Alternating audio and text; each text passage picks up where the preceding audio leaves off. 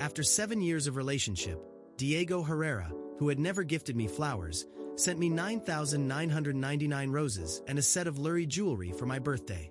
I happily posted it on social media, only for his ideal woman to comment underneath. Some people just pick up the trash I don't want. That's when I discovered he had bought a house for her, right below our marital home.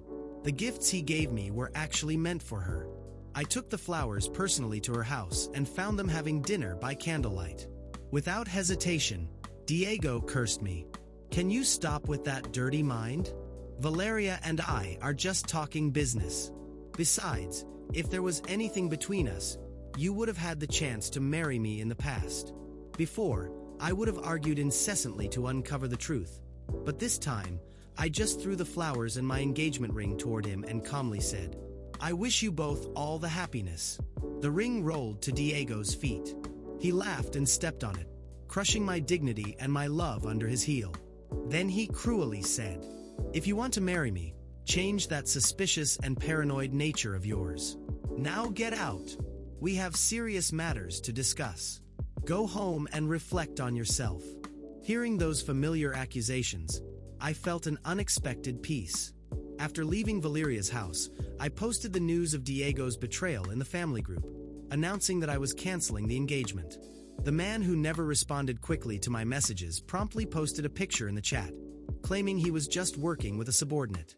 He then skillfully shifted the blame onto me. "Yasmim, you don't need to make a scene just because I didn't buy that 8,000 wedding dress. You never mentioned using my card to drink with your friends at bars." The family group, which had always stayed silent, suddenly exploded. My mother was the first to intervene, insulting me with cruel words, saying I was not worthy of him and demanding I apologize. She even threatened, "If you lose this good marriage opportunity, you'll regret it." Seeing this predictable outcome, I sighed and left the chat. After my parents' divorce, my mother became increasingly irritable. Growing up in that suffocating environment made me feel attracted to Diego's kind and polite appearance. But after 7 years together, I realized he was nothing like he seemed.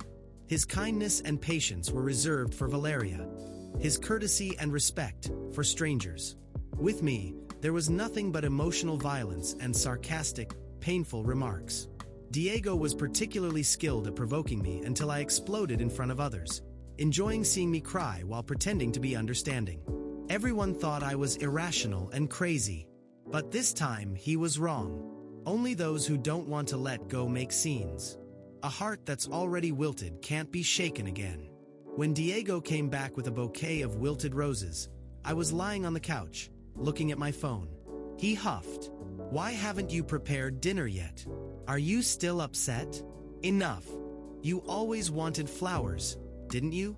I bought them, so stop throwing a tantrum." He threw the wet roses in front of me. I used to envy the girls who walked around with fresh bouquets, their faces radiant with happiness. I had mentioned this several times to Diego, but he always reacted impatiently. "If I had known you were so vain, I wouldn't have gotten involved with you. It's not that I can't afford it, but do you think a housewife with no accomplishments, who just washes clothes and cooks, deserves this?" Conveniently, he forgot that it was he who convinced me to quit my job with the promise of marriage. In his eyes, I was nothing more than a maid. He was too stingy to buy me a single rose, but didn't hesitate to give Valeria a house and a sea of flowers. Recently, I saw a post from Valeria on social media. They were taking a bath together in a tub full of rose petals, laughing and playing. After ruining the 9,999 roses, they chose a few intact ones and brought them to me. I looked at the bouquet with disdain and pushed it away with my foot. Then I looked up at Diego and spoke seriously. "I don't like second-hand dirty things.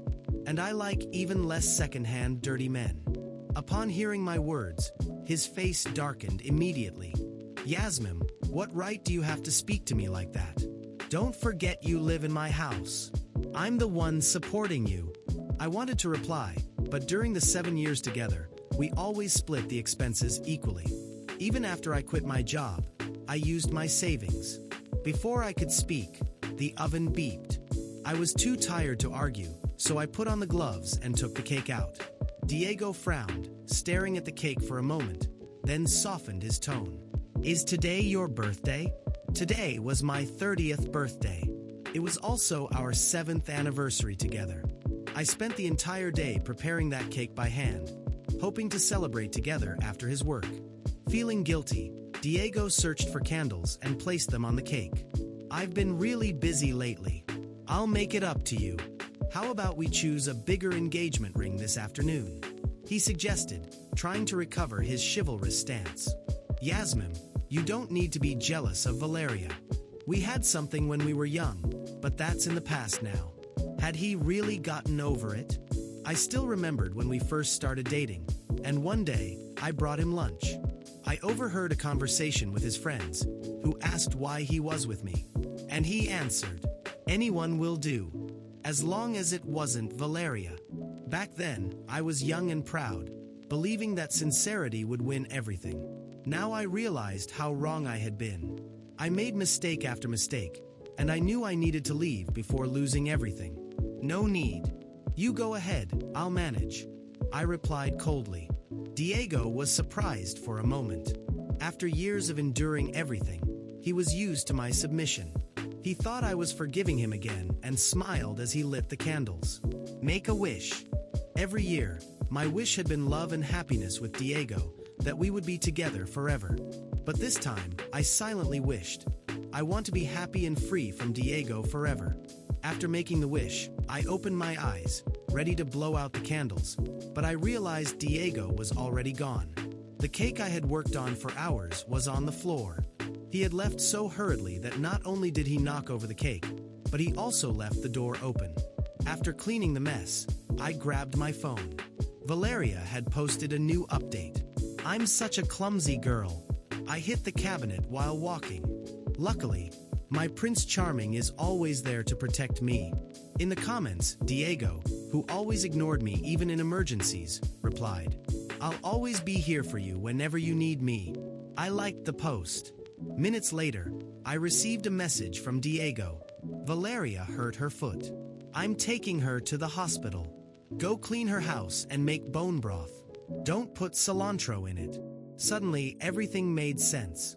It wasn't Diego who hated cilantro. It was Valeria. I thought about ignoring the message, but as I was going down the stairs, I saw Diego holding Valeria and speaking gently to her. When he saw me, his face hardened. "Why did you take so long? If Valeria's treatment gets delayed." Valeria gently pulled his sleeve. "Diego, I'm fine. I don't want Yasmim to be bothered by me. I know she's never liked me." Diego scolded me. "Enough, Yasmim. Clean everything properly. I'm not going to marry a jealous woman who can't do anything right." With those words, he left, carrying Valeria in his arms. I watched Diego's figure fade away and whispered, "I wouldn't marry a man who's unfaithful and shameless, either." After they left, I looked around the room. The bathroom was a mess, and in the trash bin, there were 2 used condoms. A wave of nausea hit me. No wonder Diego had been working overtime so frequently lately. It turns out he was spending time with Valeria every day, right below our house, before coming back to me. I went upstairs and took a look at Valeria's room. It was filled with items from luxury brands and expensive skincare products. I remembered how just a few days ago, I had asked Diego for lipstick as a birthday gift. He looked at me with complete disdain and said, 30 years old and you still have the nerve to celebrate? Trying to look younger? Gross. Stay home and do your chores. No expensive makeup will make you 20 again. I would never be 20 again." But Diego never ran out of 20-year-old girls to be around. His ideal woman, Valeria, was probably just the favorite among them. I took a deep breath and started taking pictures of everything in the room. Then, I went back upstairs to pack my things. In the 7 years we had been together, Diego had only ever gifted me a few pieces of French kitchenware, a robot vacuum, and a high-quality knife set. I decided to leave all of that for him.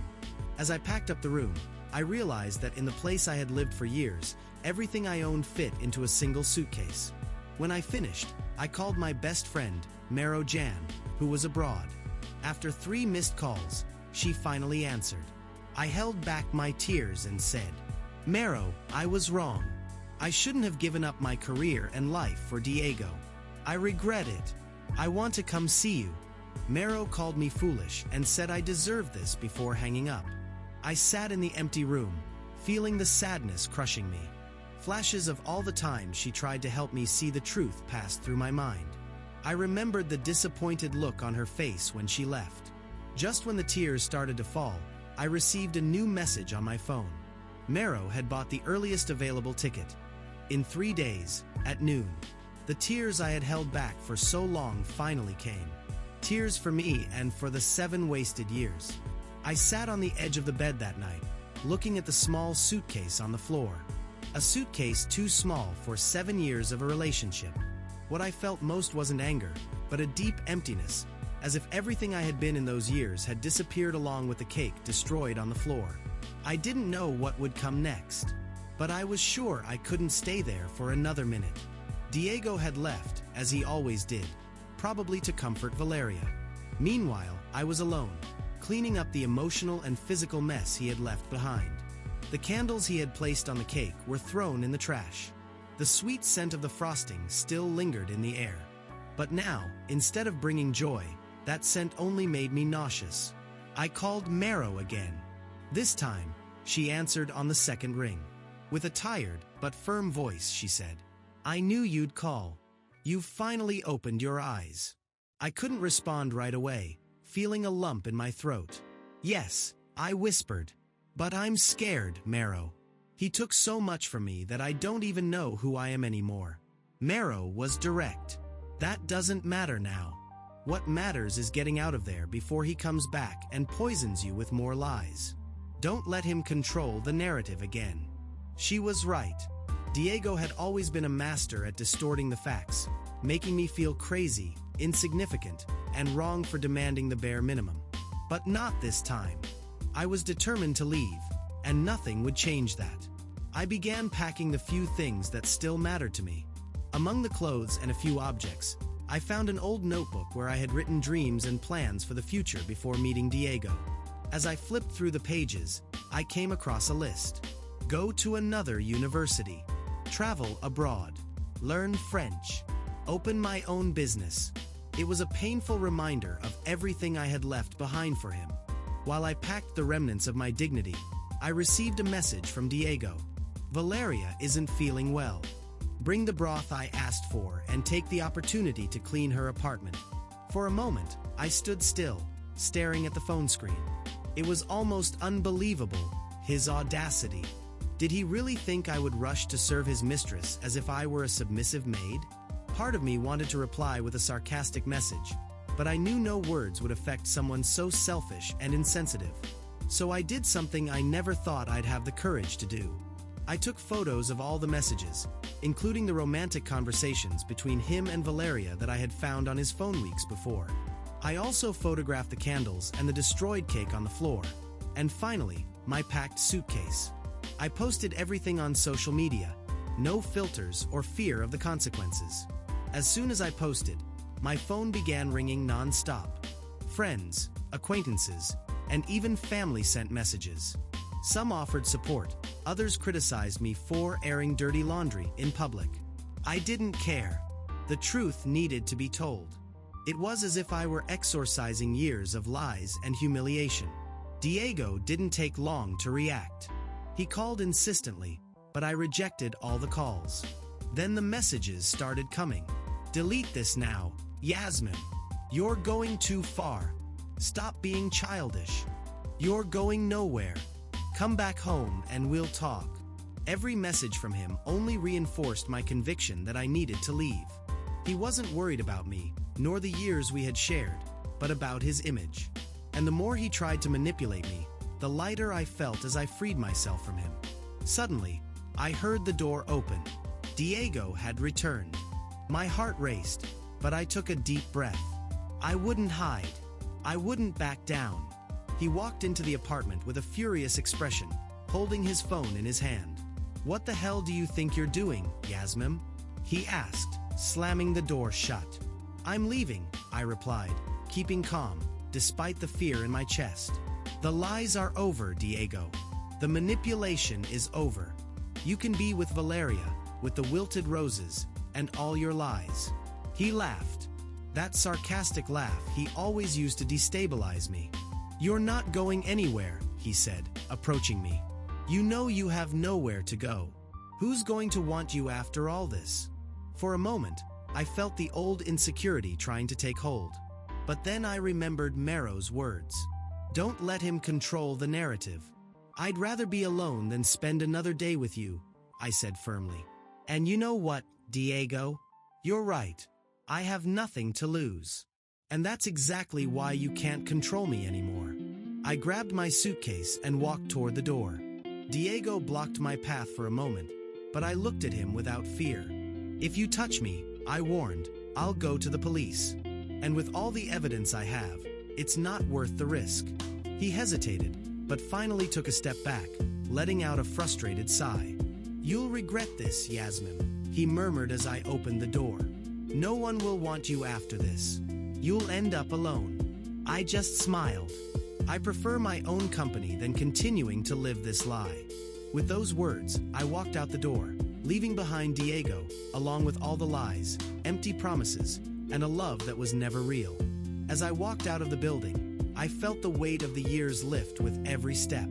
The cold night air brushed against my face, and for the first time in a long time, I felt free. Free to be whoever I wanted, to chase my dreams, and most importantly, free from DiegoHerrera. I felt the cold night air against my face as I closed the building door behind me. Every step I took seemed to relieve a little of the weight I had carried for 7 years. I walked to the corner and called for a ride. The suitcase by my side was light, just like my heart. I didn't know exactly what would come next, but for the first time in a long time, I was sure of one thing. I was free. On my way to the hotel where I would stay temporarily, I received more messages from Diego. He had changed tactics.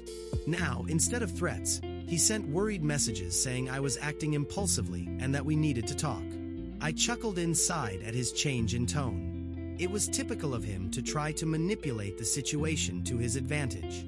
I arrived at the hotel, and as soon as I entered the room, I felt the knot in my throat.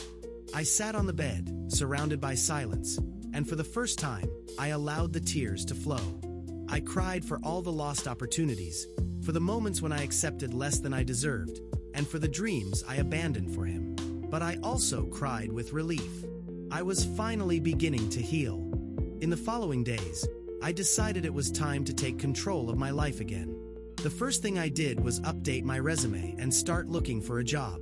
I knew it wouldn't be easy, as I had been out of the job market for years, but I was determined not to depend on anyone anymore.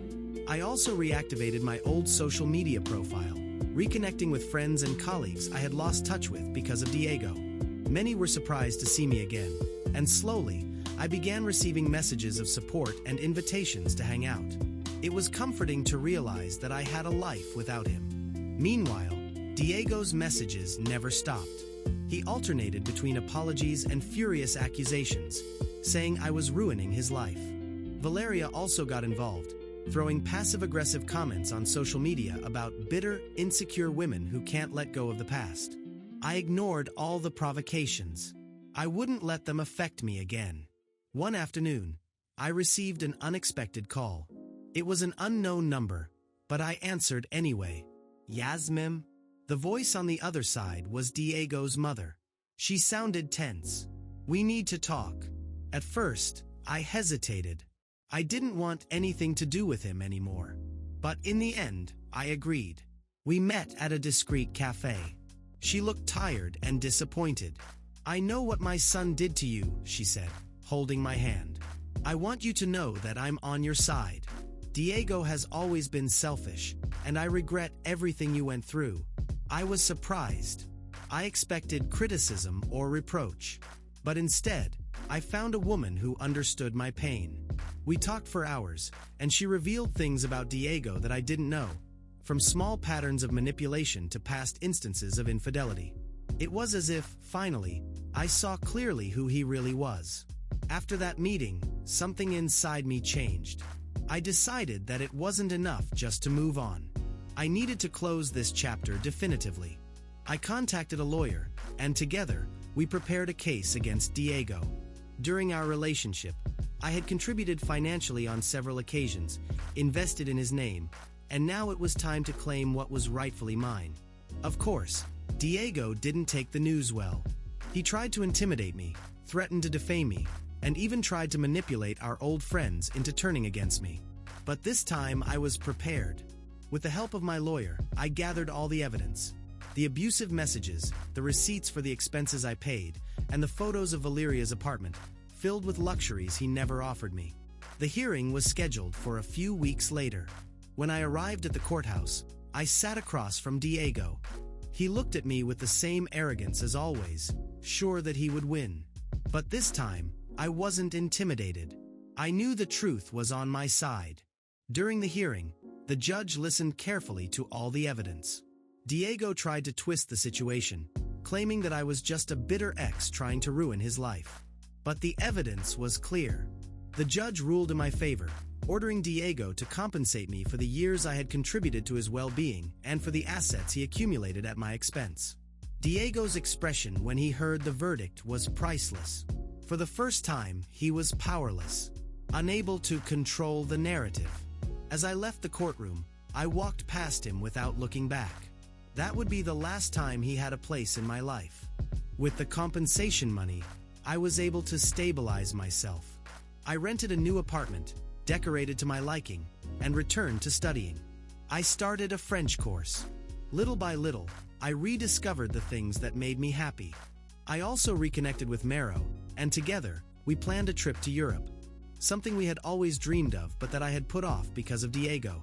A year later, on a sunny morning in Paris, sitting at a cafe with Mero, I looked around and realized how much my life had changed. Not just because I was in a different place, but because I was a different person. Stronger, more confident, and finally, free. And Diego, he got lost in his own lies. Valeria left him a few months later. He ended up sinking into debt and legal problems. His friends distanced themselves, tired of his manipulations. And me, I moved on, without looking back. Just as I promised myself on my last birthday. Now, I am happy. And, above all, free.